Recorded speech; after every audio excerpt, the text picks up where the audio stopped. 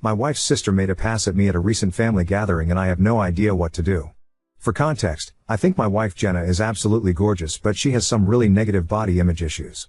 This is in large part because of her sister Mary, who is very conventionally attractive, as opposed to Jenna's more unconventional but, emo, striking beauty. Mary was a successful model until a couple years ago and now works in the fashion industry. In our early days of dating, when I would tell Jenna she's beautiful, she would always say, "Just wait until you see my sister." When I did finally meet her family, she would randomly press me for weeks to talk about her sister, whether I thought she was more attractive than her, etc. I always told her the truth, that I think Mary is attractive in a boring way, and that I think my wife is much more beautiful and interesting to look at. She wouldn't let it go until I confronted her about how uncomfortable it made me and asked her what was going on. This is when she told me that she always had a chip on her shoulder about her looks because of being compared with her sister growing up. They fell into the classic smart one/pretty one dynamic their whole lives. She also said Mary had a habit of being flirty with all of her exes, and warned me that it would happen to me eventually. She then started sobbing and begging me to not cheat on her with her sister, to which I forcefully said I would never cheat on her with anyone, let alone her sister. I've been crazy about my wife since day one, and there's literally no woman on earth who could come close to her. I honestly didn't believe her about the flirting at first. I assumed it was just an extension of her insecurity, but I was wrong. Whenever we get together with my wife's family, Mary always finds ways to touch me and make little innuendos/comments about me or my body. It's super uncomfortable for everyone, especially my wife, and I've called her out on it before. She'll cool it for a while but eventually start doing it again. It's been 6 years of this, and every time it happens my wife is upset for days and I have to do a lot of reassuring. On to the current problem. A few days ago we were at my Mill's birthday party, and Mary asked me to help her grab some things from the garage. As soon as we walked into the garage, she turned and pressed me up against the door with her whole body and started trying to kiss me. I immediately pushed her off and asked her what the fuck she was doing. She started giggling and saying she was just doing what we both had been thinking and kept insisting, "You know you want to." I told her she was out of her mind and ran out of there. I went straight to my wife and told her we were leaving. The whole ride home she was asking me what was wrong. I wasn't sure whether to tell her because I knew how much it was going to hurt, but I also thought Mary would probably try to spin it as me making a move on her, so I knew I had to just say it. I told her everything and she cried the whole way home.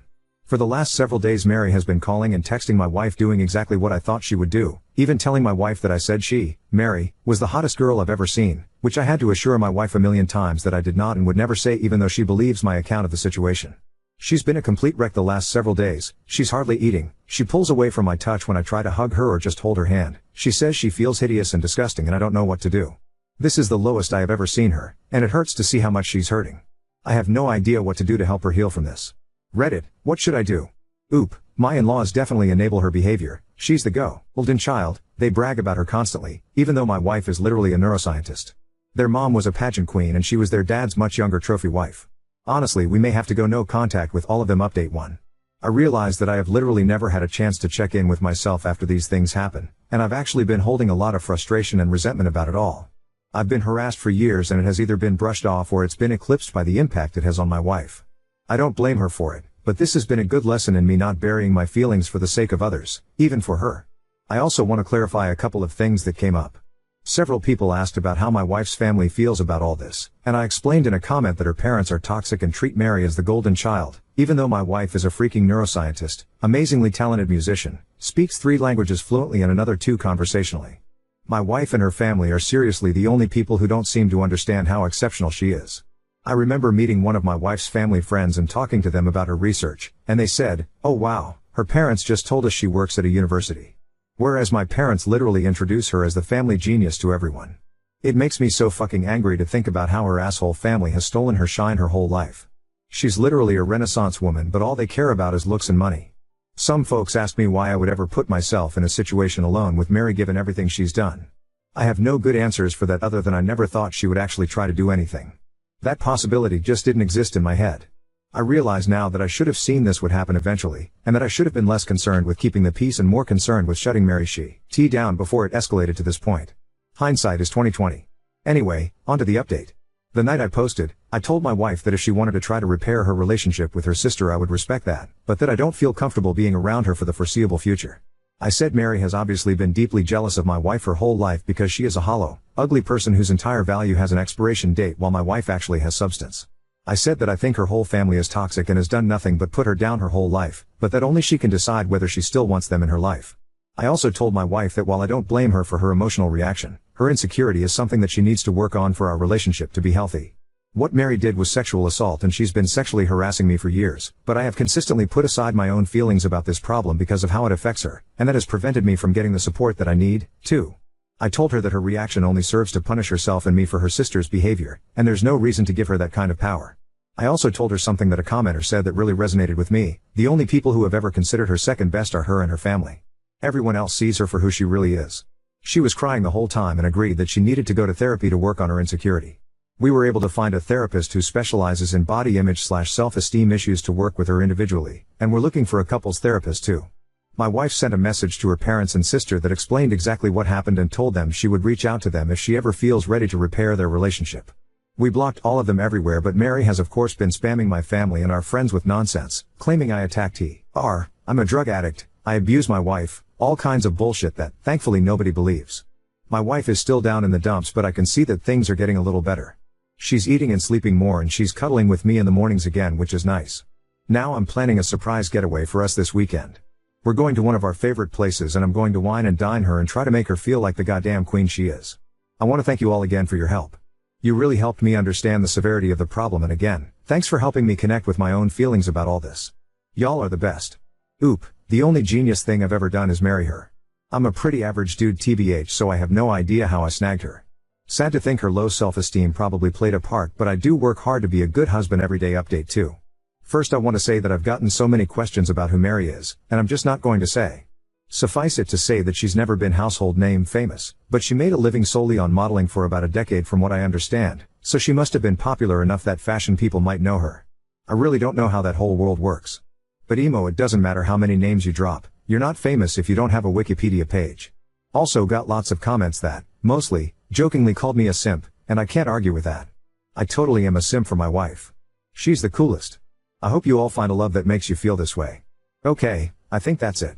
Here is the actual update. My wife loved the getaway weekend, we had a blast, and by the end of it she said she felt like herself again. For a few days after we got back things were really quiet, so we were hopeful that Mary had finally given up, but I felt uneasy about it all. Many of you warned me that Mary would try to interfere with my work, and while I initially dismissed it, I figured I would reach out to my boss just in case. I've been working at the same company for almost 10 years and she's heard me vent about Mary before, so I didn't have to explain too much. My boss just reassured me that she knows my real character and would let me know if Mary tried anything. As you predicted, Mary did try to contact my boss a couple of days later, and the following is a recounting of what my boss told me. Apparently Mary said that I needed to be fired because I was a predator and claimed to have proof that I assaulted her. My boss said that was a very serious accusation to make and asked Mary to explain what proof she had. Mary claimed there was a camera that caught the whole incident, and my boss asked her to send the video. Then Mary got flustered and said the police had it, so my boss asked her to send over a copy of the police report. Then Mary said it had a lot of private information in it, so my boss asked her to redact the private information and send it over.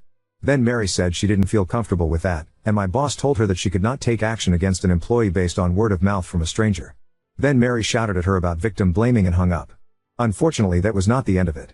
Last Wednesday, Mary somehow sent an email from my personal email account with a dick pic, not mine obviously, to the entire office.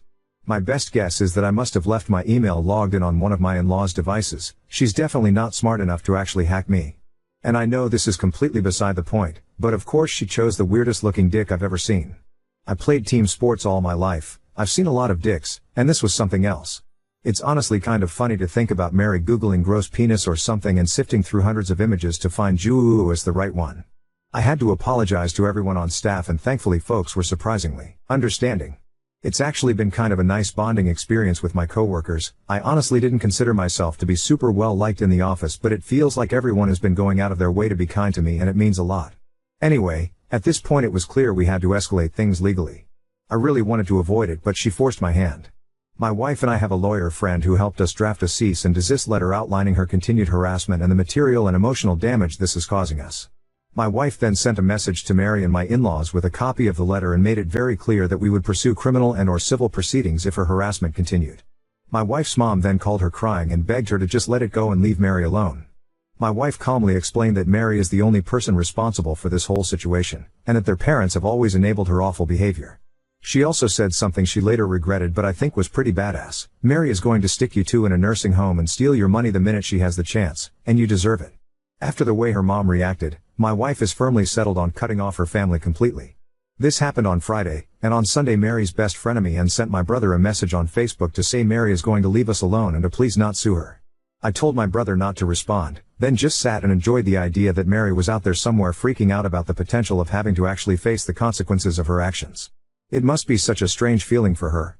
Since then, we haven't heard a peep from the grapevine. It feels like things are finally starting to go back to normal. My wife is starting therapy next week and will be starting couples therapy in a month or two. She wants to do some work on herself first. She's also taking a short leave from work to rest and recharge. I'm so proud of her for standing up for herself with her family and finally putting her mental health and well-being first. Thanks again for everyone who offered advice. This was a messy situation, but it definitely would have been messier without your help. Update 3. I forgot about this account completely until today and logged in to see so many comments and messages asking for an update. It's honestly touching to see how many people care about this situation and want the best for me and my wife. This will be a brief update. I don't want to make this a regular thing, and the original situation has resolved enough that I am hopeful this will be the end of the saga. Mary and my in-laws have pretty much left us alone. My mill still tries to contact my wife every now and then, but she's made it clear to her family that if the first words out of their mouths aren't "I'm sorry," she isn't interested in a conversation. As you can see, the past 6 months have made my wife a badass. She has done some amazing work in therapy and her confidence is growing all the time. It's not just with her family, she's more comfortable asserting herself at work, with strangers, with friends, etc. She's even stopped putting up with some of my shit. To be fair, that shit is stuff like my leaving my socks everywhere around the house, but I'm seriously proud of her for telling me to cut it out. I'm becoming a more responsible and supportive partner because she's able to communicate her needs and expectations without feeling guilty about it. And I'm able to communicate things to her without intense emotions fully eclipsing the conversation. I didn't mention this in my earlier posts, but my wife does struggle with rejection sensitivity even outside of her family. Often if I brought up something that I felt needed to change, her emotional reaction to feeling like she did something wrong would be really intense, and instead of dealing with the problem, it would become about regulating our emotions. Now my wife has really good coping tools that allow her to talk about the problem without thinking she is the problem. And the biggest update. She's pregnant. We have a baby girl due in February. I am shitting my pants with excitement. We are going to love her so much and teach her that she is more than her beauty. She's going to have happy parents who love each other and work through issues as a team. The toxic cycle will be broken. Jenna's family doesn't know, and she's not sure if / when she'll tell them, but if she does, there are going to be strong boundaries in place for how they can be a part of our daughter's life. And it'll start with family therapy. For now, she has one set of grandparents that will go to the end of the earth for her, and that's more than enough. My family has been absolutely incredible in their support and they're so excited for us. Things are looking better than they ever have. That's all, folks. Thanks again for your support on this wild journey.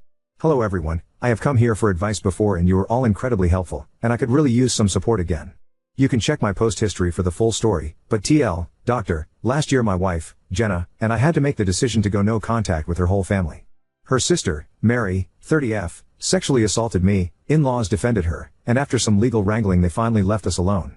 The situation wrecked my wife's self-esteem and tested our relationship, but we made it through. Jenna and I had our first daughter in February. She's amazing and we're doing great. We ended up moving away from Jenna's home state, NY, to mine, MA, to be closer to my family, and they've been incredibly helpful with the baby. We have not seen Jenna's family since cutting contact and blocking them everywhere, and we didn't tell them about the baby. Yesterday we received a letter in the mail from my mill and Phil. No idea how they got our address. Apparently my Phil has been diagnosed with late-stage cancer and is being told he could be dead in weeks. In-laws went on about how sorry they were for the way they handled the situation with Mary. They also apologized for the way they've treated my wife her whole life. Again, check post history, but basically Mary was the golden child and Jenna was an afterthought despite being super accomplished. They ended by saying they recently heard about the baby through the grapevine and want to meet their grandchild. To me, the apology seemed genuine. They went into detail on what they did wrong, apologized and expressed remorse, and explained what they should have done differently. They said they hope to earn our forgiveness with time and were willing to do family therapy to heal our relationship. Jenna is not having it. She feels like it's too little too late and doesn't want to respond. She also suspects that they're lying about Phil's cancer and just want to pressure us into reconciliation so they can meet the baby. It seems ludicrous, but I guess I wouldn't put it past them.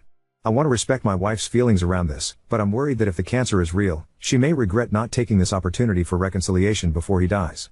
I expressed this to her, but she is adamant and I haven't broached the topic since. My instinct is to wait a few more days until the shock wears off to talk about it again.